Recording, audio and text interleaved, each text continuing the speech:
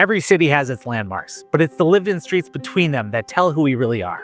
And here in Green Bay, those streets have a story all their own. At the turn of the 19th century, Green Bay began to take on a new shape. Rail lines, rivers, and small parks that once traced the city's edge started pulling people outward. Homes rose from open fields, lights flickered on one window at a time, and the city learned what everyday life could feel like.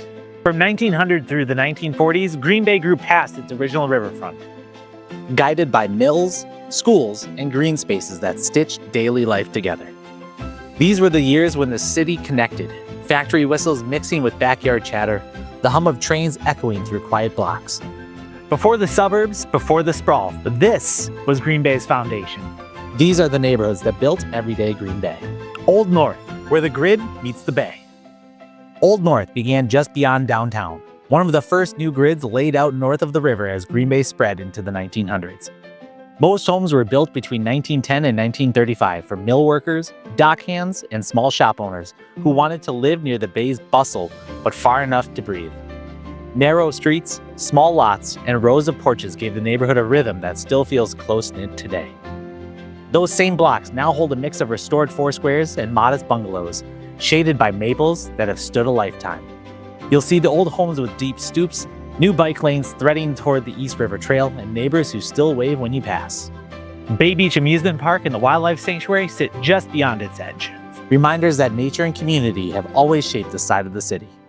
Olde North reminds us that Green Bay's strength has never been just its industry. It's been in the lives built quietly between the bay and the bells. Northwest Railway Gardens, where work met home. Before there were sidewalks or streetlights, the west side moved to the rhythm of the railroad. Freight whistles cut through the morning fog, and the ground shook just enough to remind you what kept Green Bay running. By the 1920s, houses filled the gaps between the tracks and the mills. 1.5-story homes with narrow porches and kitchen windows that faced the rail line. Families lived close to work and even closer to one another. The part of town wasn't about show. It was about getting by and building something steady. When the yards quieted and industry shifted, the neighborhood changed with them. Empty lots where boxcars once sat turned into gardens, and old outbuildings became garages or sheds. Traces of labor turned into places to live. Today, Northwest Railway Gardens feels both unassuming and proud. People still nod at the sound of passing trains, and the steady pace of everyday life hums through each block. There's no marker here, no sign to explain it. Just proof that Green Bay's endurance is written in every weathered fence and front step along these tracks. Fisk Addition, where the park came first. On a summer evening in Fisk Park, you can almost feel Green Bay exhale. The crack of a bat, the faint music drifting through the trees, and the same sounds echoing here for more than a century. In 1922, the city accepted 12 acres of open ground and called it Fisk Park. One of the first west side spaces created for families, not factories. Homes followed quickly, bungalows and four squares lining the block so every porch faced the park's edge. As the mills and rail yards grew around it, Fisk Addition offered something else, a place to gather and pause between shifts. Through the 1930s, the park filled with music, skating, and ball games that carried long after sunset. A century later, the same rhythm runs through it. West High's bleachers rise just beyond the trees. On warm nights, you can still hear the echo of a crowd rolling over Fisk Street. The park remains what it has always been, a patch of green holding the neighborhood together. The west side found its heartbeat here, steady, familiar, and still pulsing through the park all these years later. Marquette Park, built on optimism. In 1934, right in the middle of the Great Depression, Green Bay bought nearly 8 acres on the west side and named it Marquette Park. Budgets were tight, jobs uncertain, but the city chose to invest in something lasting, a green space for hope and community. Families built modest homes along its edge through the late 1930s and 1940s. Compact capes and simple frames built to endure.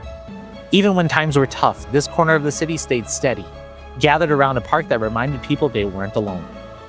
By the 1950s, there were ball fields, a playground, and a small shelter that hosted everything from cookouts to neighborhood meetings. Over time, the names on the mailboxes changed, but the rhythm didn't. Kids under tall elms, parents talking over fences, the sound of summer finding its way through every block. Today, Marquette Park still anchors its community. The homes aren't grand, but they're tended with care. Tidy lawns, fresh paint, lights glowing through kitchen windows. It feels lived in, grounded, and exactly as it was meant to be. Marquette Park proves that even in hard years, Green Bay never stopped building. Not just houses, but a sense of belonging that outlasts the decades. Oak Grove, where the city met the river. By the late 1930s, city leaders began planning a green corridor along the East River, a new kind of neighborhood that blended nature with daily life. When the East River Parkway became official in 1949, homes followed its curve, forming one of Green Bay's first East Side communities shaped by landscape instead of industry. Post-war ranches and early mid-century homes lined quiet streets beneath broad oaks and elms. Sullivan Park became the centerpiece, and by the 1960s, new trail connections tied the riverfront back to downtown. Even as Green Bay kept expanding, Oak Grove stayed grounded. The East River Trail still winds through it, joggers, cyclists, and families following a path that runs behind backyards and out to the water. It's one of those rare places where you can stand under old trees and still hear the city moving just beyond them. Oak Grove feels calm and complete, a reminder that progress and peace can share the same shoreline. The story of a city isn't written in chapters, it's built in layers. Each one adds something new, a park, a block, a family that stays. These neighborhoods weren't drawn for fame. They were shaped by people who worked, rested, and built lives close to the hum of the city. 100 years later, that pulse still runs through them. Windows glowing at dusk, laughter from open yards, and the faint sound of a train rolling somewhere in the distance. It's everyday life, and that's what made Green Bay remarkable.